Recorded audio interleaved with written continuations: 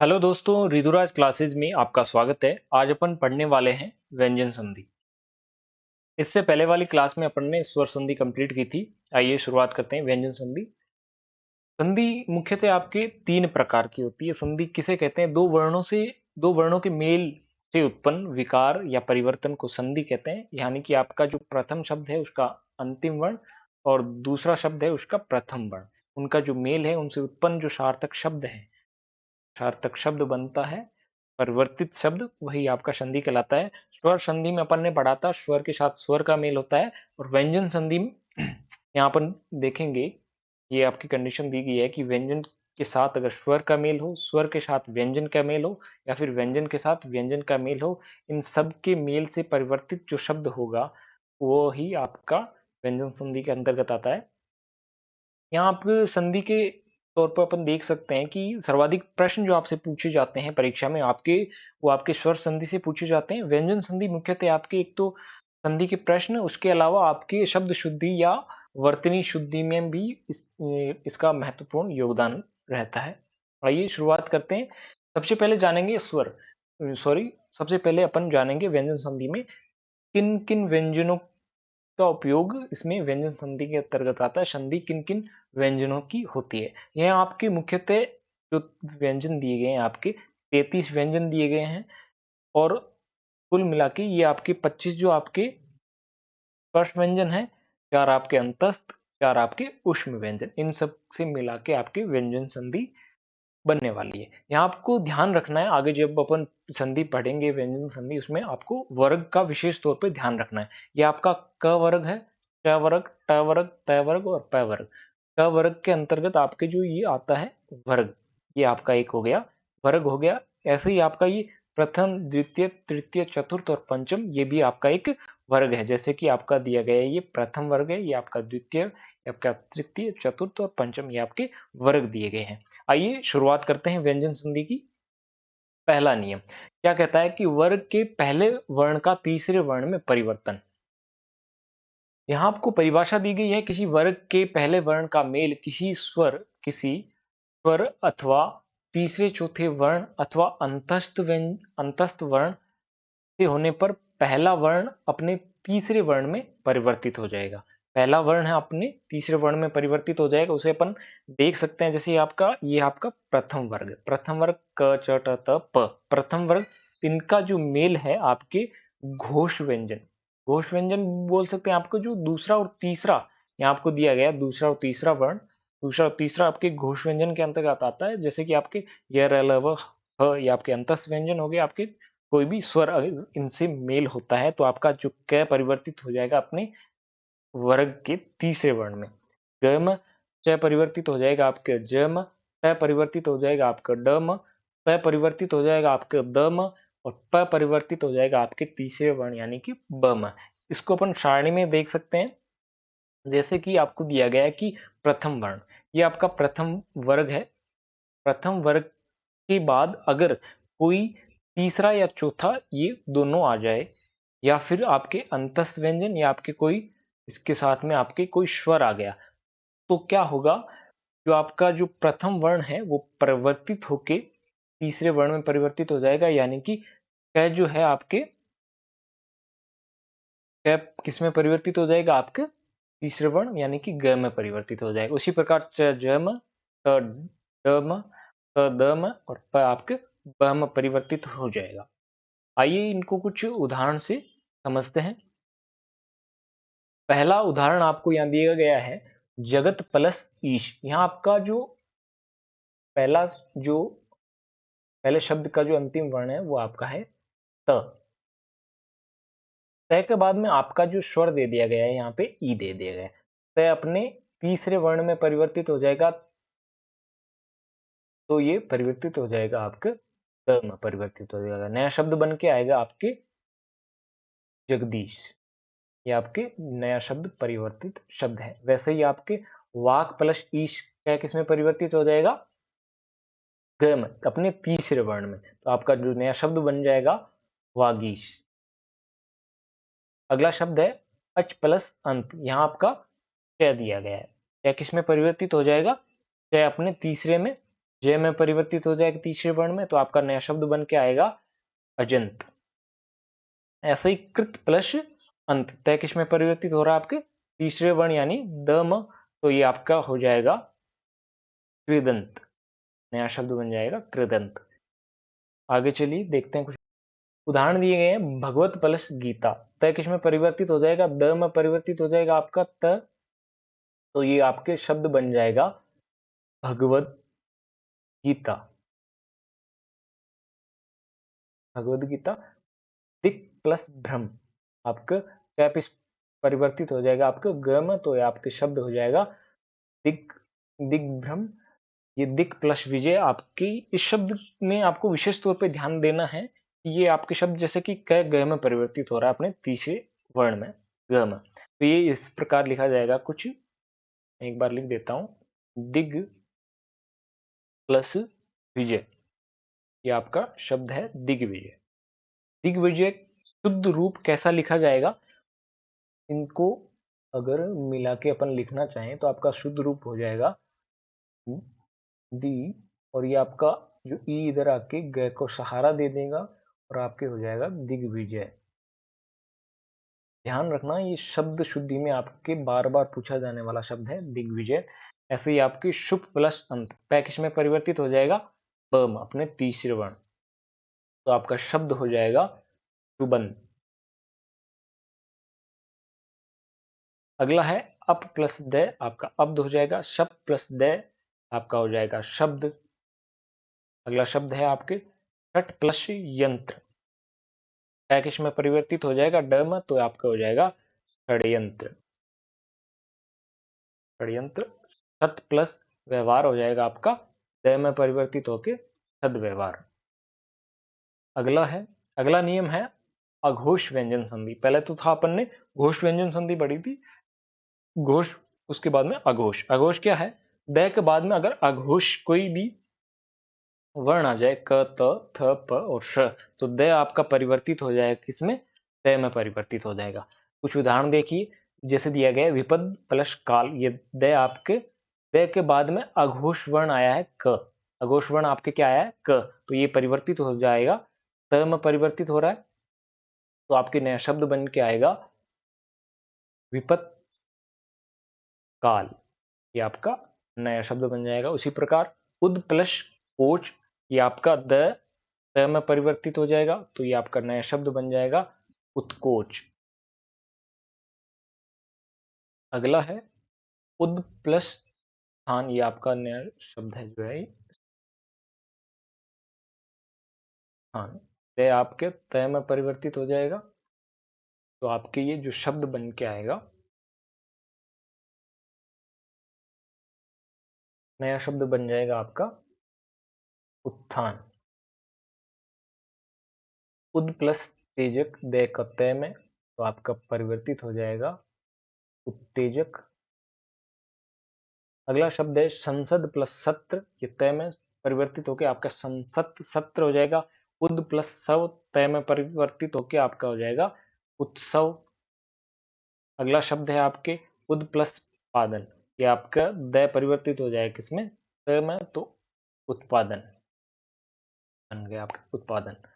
अगला नियम देखिए, अगला नियम है आपके सम प्लस क धातु से बने शब्द, यानी कि सम के बाद क धातु से बने शब्द कृत करण कार और कर्ता आ जाए, तब आपके जो सम है और क है, इनसे मिलके जो एक नया शब्द बन जाएगा, जो स का आगम हो जाएगा, नए शब्द का आगम होगा। यहाँ पे मित्रवत आगम बोलते हैं, यहाँ आगम हो जाता है मित्रवत,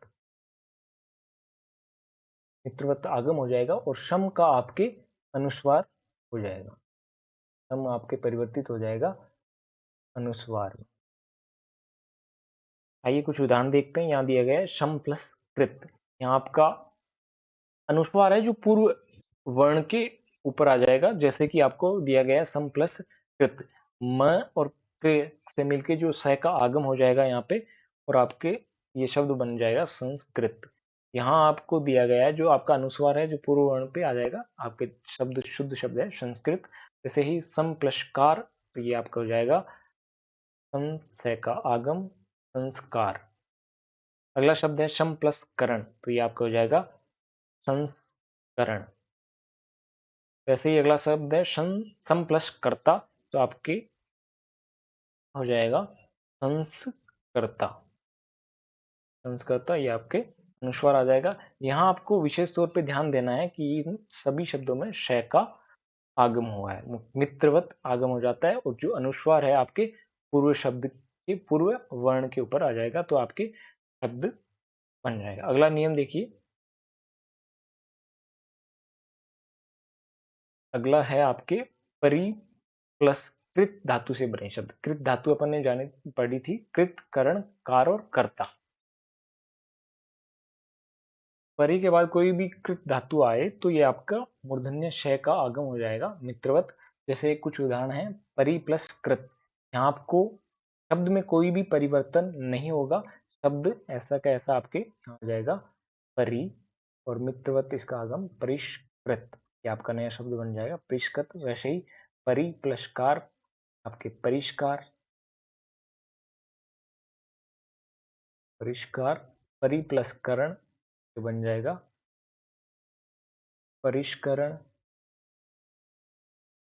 परि प्लस कर्ता आपके हो जाएगा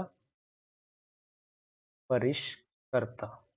ये आपके नया शब्द बन के आ जाएगा। यहाँ आपको ध्यान देना है, है का सिर्फ मित्रवत आगम हुआ है, यहाँ पे है का किसी भी शब्द में परिवर्तन नहीं हुआ। अगला नियम है आपके अनुनासिक संधि, अनुनासिक व्यंजन संधि। इसमें दो है मुख्यतः, एक आपके पुरुषवर्ण, एक आपके परसवर्ण। इनको अपन ऐसे समझते हैं, पूर्व मतलब पहले जो आया है, पर यानी बाद में। पहले अपन पुरुषवर्ण अनुनासिक संधि इसको समझते हैं। ये आपका यहाँ दिया गया है कि प्रथम वर्ण फिर आपके पंचम वर्ण, प्रथम वर्ण का मेल पंचम वर्ण के साथ हो तो आपके पंचम आदेश या पंचम वर्ण आदेश हो जाएगा। जैसे आपके दिया गया है क, च, ट, त और प। प्रथम वर्ण का मेल पंचम वर्ण में ये ण और न के साथ हो तो क आपके ये में परिवर्तित हो जाएगा, च आपके ये में परिवर्तित हो जाएगा, ट आपके ण में परिवर्तित हो जाएगा, त न में, और प आपके म में।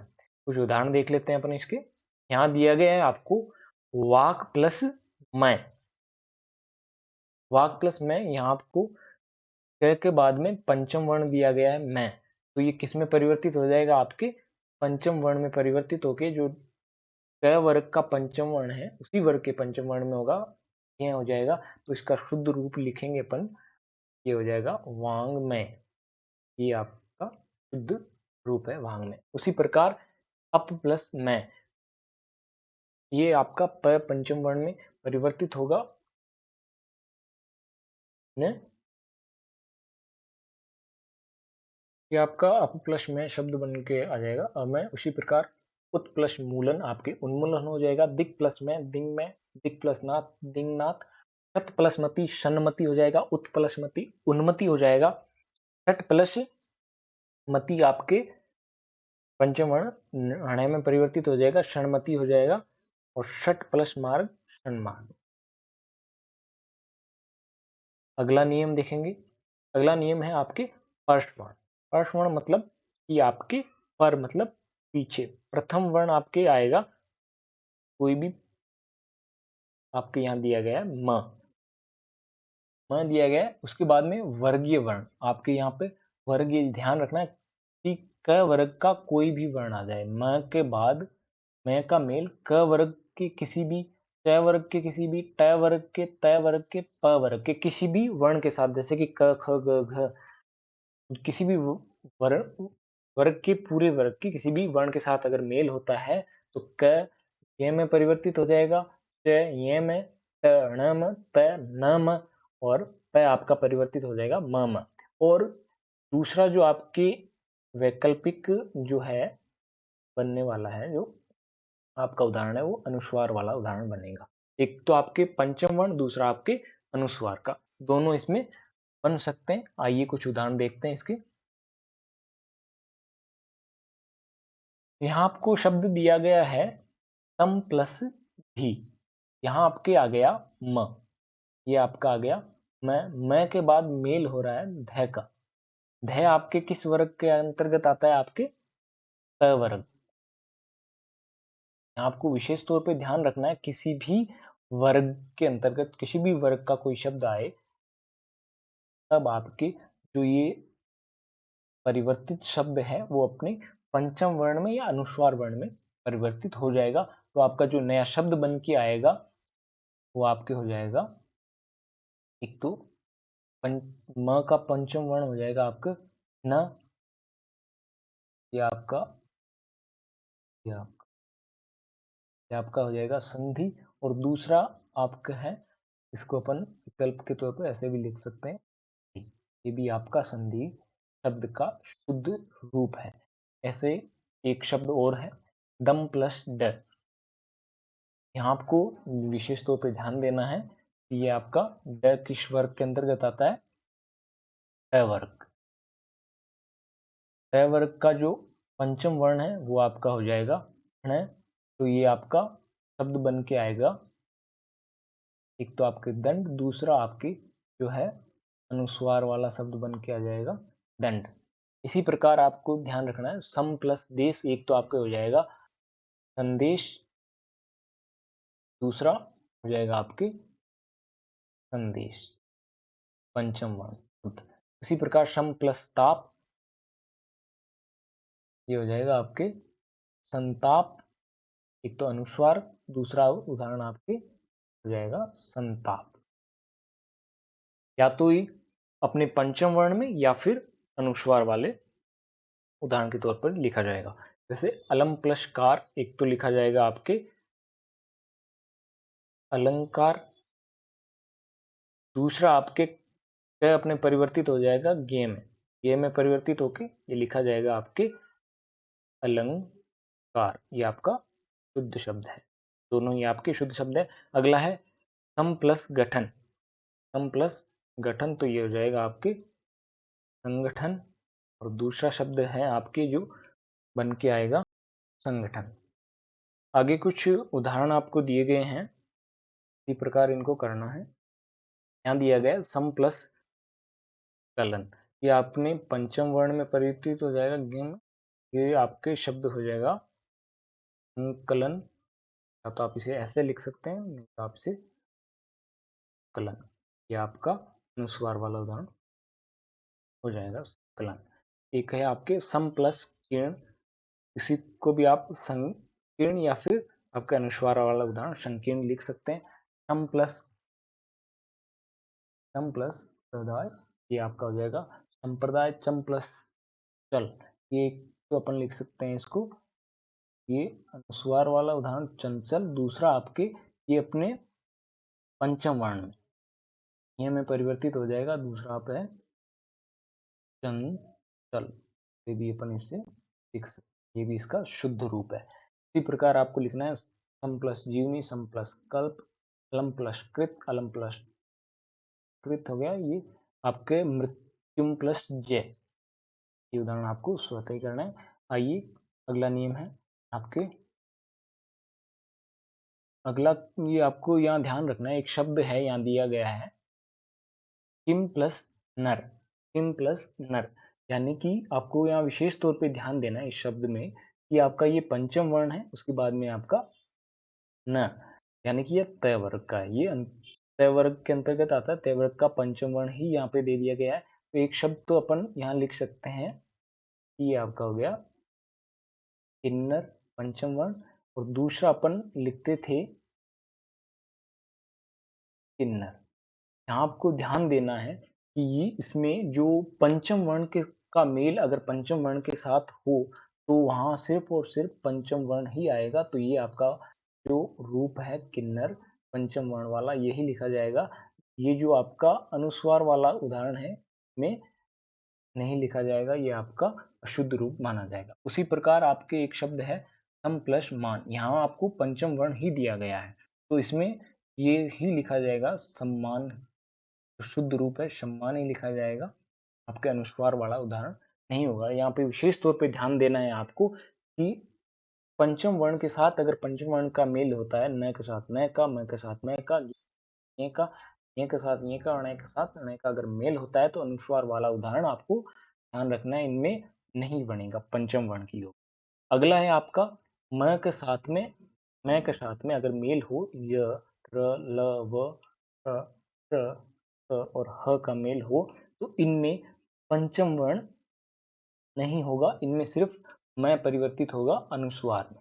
यहाँ आपको विशेष ध्यान रखना है, म आपका अनुस्वार में परिवर्तित हो जाएगा।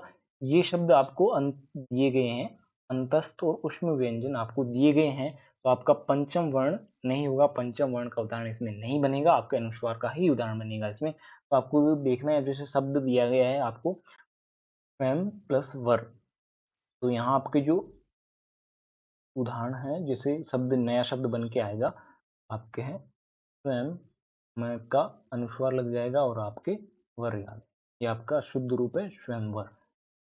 अगला है सम प्लस रक्षक, तो आपका जो नया शब्द बन के आएगा के ऊपर अनुस्वार लग के संरक्षक, ये आपका शुद्ध रूप है। इसमें ध्यान देना है, पंचम वर्ण का उदाहरण इसमें नहीं आएगा, अनुस्वार का ही आएगा।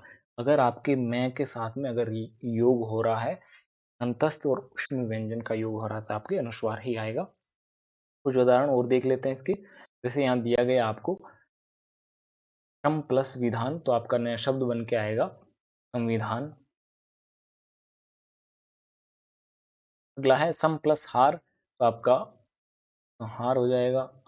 अगला है सम प्लस वेदना, संवेदना। किम प्लस वदति, किंवदंती। सम प्लस हिता आपके हो जाएगा संहिता। सम प्लस शोधन, संशोधन। सम प्लस सार, संसार लिखते हैं, सार हो जाएगा। सम प्लस सद आपके हो जाएगा संसद। अगला नियम है आपके मूर्धन्य के साथ व्यंजन संधि। यहाँ आपको ध्यान देना है, एक नियम है, ई और ऊ के बाद में अगर मेल हो ट, त और थ का, तो श आपका परिवर्तित हो जाएगा मूर्धन्य से में, त आपका परिवर्तित होके त में और थ आपका परिवर्तित हो जाएगा ठ में। इसे कुछ उदाहरण से समझेंगे अपन। यहाँ दिया गया है अनु प्लस स्थान, अनु प्लस स्थान, यहाँ आपका उ आया है, उसके बाद में ये आपका स परिवर्तित हो जाएगा आपके मूर्धन्य से में, है आपका परिवर्तित हो जाएगा ठ में, थ और थ दोनों ही परिवर्तित होंगे। तो आपके जो नया शब्द बन के आएगा वो आपके हो जाएगा अनुस्थान, ये आपका नया शब्द आ जाएगा मूर्धन्य से और आपका ठ में परिवर्तित हो रहा है। उसी प्रकार एक शब्द है वी प्लस सम, ये आपका श मूर्धन्य श में परिवर्तित हो जाएगा और नया शब्द हो जाएगा आपके विषम। अगला है नी प्लस स्तुर, इसमें आपका मूर्धन्य श और थ परिवर्तित हो जाएगा ठ में, दोनों मिलके नया शब्द बनेगा निष्ठुर, ये आपका नया शब्द। कुछ और उदाहरण देखेंगे इसके। यहाँ दिया गया है नी प्लस स्था, यहाँ जो है स परिवर्तित हो जाएगा मूर्धन्य से में, तो ये हो जाएगा निष्ठा, ठ हो जाएगा ठ में, थ परिवर्तित हो रहा है आपके मूर्धन्य से में और थ परिवर्तित हो रहा है आपके ठ में। यहाँ आपके प्रति प्लस स्थान है, ये प्रति स्थान, तो आपके स भी परिवर्तित होगा और थ भी परिवर्तित होगा, ये शब्द बन जाएगा आपके प्रतिस्थान। अगला है नी प्लस शेद, आपके हो जाएगा निषेध। वैसे ही कुछ उदाहरण है, ये आपको करने हैं। टू प्लस मा सुषमा, अनु प्लस सर्गा अनुसर्गा, वी प्लस शाद विषाद, अधि प्लस अधिष्ठाता हो जाएगा। प्रति प्लस स्थान है, ये प्रति प्लस स्थान हो जाएगा प्रतिष्ठान। युधि प्लस स्थिर, ये आपका हो जाएगा युधिष्ठिर। अभि प्लस शेख, ये आपका हो जाएगा अभिषेक। यहाँ आपको ध्यान देना है कि ये आपके शब्द शुद्धि में भी कई बार पूछा गया है अभिषेक। अगला नियम आपके हैं त और थ के साथ व्यंजन संधि, यानी कि आपको दिया गया त थ दिया गया, उसके बाद में अगर च आ जाए तो ये आपकी परिवर्तित हो जाएगा, इनका आगम होगा च और च का आगम होगा। तद के बाद अगर छ दिया गया तो छ में परिवर्तित हो जाएगा। तद के बाद अगर ज दिया गया तो आधा ज और ज में परिवर्तित हो जाएगा। त और द के बाद में अगर झ दिया गया है तो आपके ज और झ में परिवर्तित हो जाएगा। कुछ उदाहरण देखते हैं। दिया गया है उद प्लस चारण, यानी कि द के बाद में आपके च दिया गया है तो ये परिवर्तित हो जाएगा आपके च में। आधा च और च में तो आपका नया शब्द आ जाएगा उच्चारण। अगला है उद प्लस ज्वल, यहाँ द के बाद में आधा ज है तो ये ज में परिवर्तित हो जाएगा। आपको ध्यान देना है कि आपका शब्द है शुद्ध शब्द उज्ज्वल, ये आपके उज्ज्वल आएगा। ये शब्द जो है आपके शब्द शुद्धि में कई बार पूछा गया है, यहाँ आपको ध्यान देना है उज्ज्वल में जो दोनों ज हैं वो आधे ही आएंगे। अगला है आपके, यहाँ दिया गया है त के बाद में च दिया गया तो ये हो जाएगा विद्युत चालक। विद्युत चालक सत प्लस चरित्र, त के बाद में च है तो ये हो जाएगा आपके चरित्र। इसी प्रकार आपका शब्द है शत प्लस चित्त और प्लस में आनंद, ये आपका शब्द बन के आ जाएगा। त तो परिवर्तित हो जाएगा आधा च में, ये आपका हो जाएगा सचित। त हो जाएगा द में, आनंद चिदानंद। ये भी आपके शब्द शुद्धि में पूछा जाता है। शरद प्लस चंद हो जाएगा सरचंद। उद प्लस छादन उच्छादन। उद प्लस छेद आपके उच्छेद। सत प्लस जन आपके हो जाएगा सज्जन, आपके सज्जन। जगत प्लस जननी जग जननी हो जाएगा। जग आधा ज फिर जननी, जग जननी आपके शुद्ध शब्द है। अगला नियम है आपके त और द के साथ दूसरा नियम। इसमें आपके त और द के बाद में अगर त आए तो आपके आधा ट और ट में परिवर्तित हो जाएगा। त द के बाद में अगर ड आए त और ड में परिवर्तित हो जाएगा। ऐसे ही उदाहरण है आपका तद प्लस टीका। द के बाद में ट आया है तो ये आधा ट और ट में परिवर्तित होकर आपका नया शब्द बन जाएगा टीका। उसी प्रकार भगवत प्लस डमरू तो नया शब्द बन जाएगा भगव डमरू, आपका शब्द है। इसी प्रकार वृहत प्लस टीका नया शब्द बन जाएगा वृहत।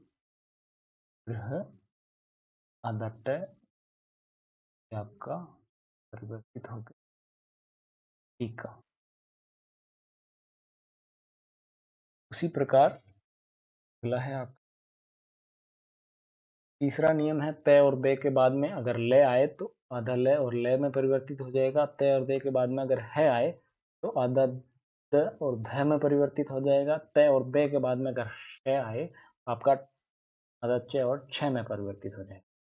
उदाहरण है तद प्लस लीन। द के बाद में ल आया है तो ये आधा ल में परिवर्तित होकर ये शब्द आपके बन जाएगा तल्लीन। उसी प्रकार उद प्लस लंघन तो आधा ल आ जाएगा आपके उल्लंघन शब्द बन जाएगा। उसी प्रकार तद प्लस हित आधा त और ध हो जाएगा क्योंकि त के बाद में द के बाद में है शब्द आया तो आपका नया शब्द बन जाएगा तद्धित। इसी प्रकार तद प्लस शिव आपका हो जाएगा आधा च और छ आ जाएगा तो आपका हो जाएगा तत्शिव। इसी प्रकार विपद प्लस लीन आपका हो जाएगा विपल्लीन। इसी प्रकार उद प्लस लेख आपका हो जाएगा उल्लेख। अगला नियम है आपके च का आगम व्यंजन संधि। च का आगम व्यंजन संधि, इसमें आपके कोई भी अगर स्वर दिया गया हो और किसी भी स्वर का मेल अगर छ से हो तो च का आगम हो जाएगा। च का आगम होगा वो भी मित्रवत आगम हो जाएगा। कुछ उदाहरण से इसे समझेंगे अपन। यहाँ दिया गया है आपको स्वर दिया गया है आ, उसके बाद में आ गया आप छ, तो आपके ये च का मित्रवत आगम हो जाएगा और नया शब्द बन जाएगा आपके आ च का आगम आच्छादन। आच्छादन। वैसे ही मातृ प्लस छाया, यहाँ शब्द में कोई भी परिवर्तन नहीं होगा, सिर्फ और सिर्फ च का आगम हो रहा है तो नया शब्द बन जाएगा मातृ छाया। अगला शब्द है वि प्लस छेद, आपके हो जाएगा विच्छेद।